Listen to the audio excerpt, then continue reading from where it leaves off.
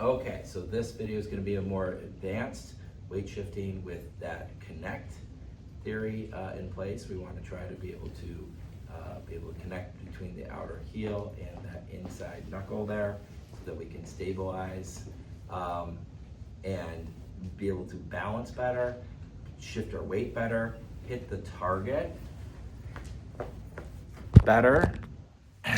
So what I mean by hitting the target is, imagine yourself at some kind of, range or target range. It could be whatever you imagine. If you don't like guns, you can think about bow and arrow or hatchet throwing, axe throwing, whatever, squirt guns, whatever works. But you want to think, if you don't have a sense of what you're doing, you're probably not going to hit the target, at least not very often, and maybe, not know what you did to hit the target if you did. So maybe it's just random or luck. So if you don't hit the target, and I'm not talking about a bullseye necessarily, the goal down the road may be to hit more bullseyes, but you want to be at least somewhere on the target, because that way you get the right feedback and you're channeling through the correct muscles. It may just be a little off or not quite the right ratio, but at least you're somewhere close. You're in the ballpark. And that means you're going to get more benefit from doing things in that way, versus if you're missing the target completely, it's probably going to work against you. So you're going to be more sore, especially it's not going to get better, right? So if you're at least hitting the target, even if you're some sore, it's usually going to resolve very quickly, and the next time you do it, or if you keep doing it, it's going to get better and better and less painful. But if you're missing the target completely, it's going to be painful every time, because what that means is you're overloading the wrong muscles and probably the joints and other things that you don't want to overload, and they're getting beaten up and stressed out and they just can't keep up. So if you're at least close, you're on the target, but maybe not bullseye, you might have some soreness. It's going to resolve quickly, most likely, and it's going to get better with time. You're going to get stronger with time. So you think about reps for muscles, right? You're going to get the muscle bigger and stronger if you're targeting the correct muscle in the correct way and getting a lot of reps, versus one out of 100, you're actually getting the right muscle to get the right rep. So that's not going to get you very strong, and you're going to beat up other things in the process. So that's kind of the idea with that. So now what we're going to do is we're going to try to be on target, and we're going to try to get reps in, and then we're going to do it in a way that's not too painful and not too unsteady, because if we're too unsteady, we're going to be missing the target. It's like trying to shoot and you're bouncing on a surfboard or something, or there's an earthquake or whatever, and you're just not able to hit the target consistently. So we get points positive for hitting the target, more points for hitting the bullseye, of course, but you at least get some positive points. You're in the plus column. If you miss the target, you're getting negative points. It's working against you, maybe even harming you in some way.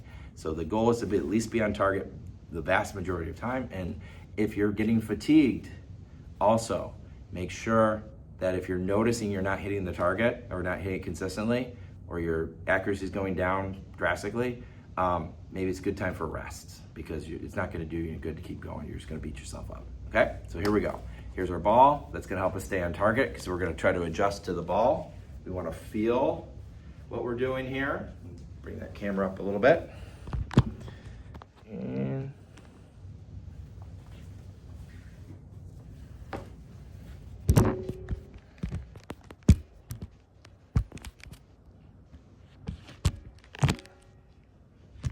come on. There we go.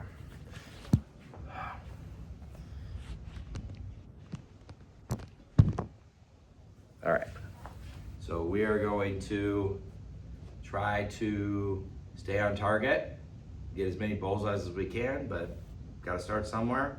So we got to have the right technique. So if I'm just shifting here, I can feel that ball. Once it crosses midline, I will be shifting to the opposite side target.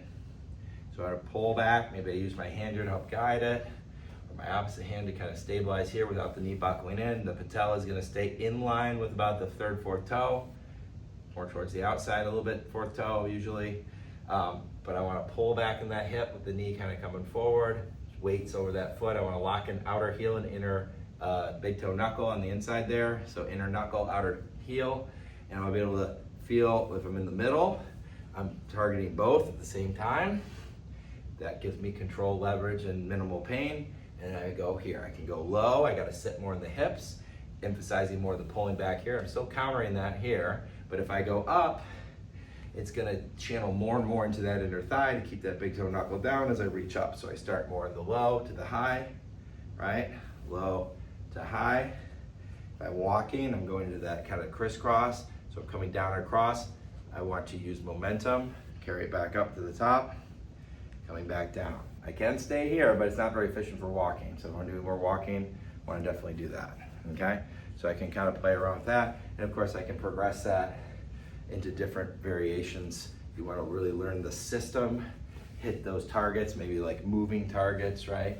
But if you're moving too much that you can't control, you won't be able to stabilize, right, through the whole thing. So we really want to be on target, accurate, and consistent.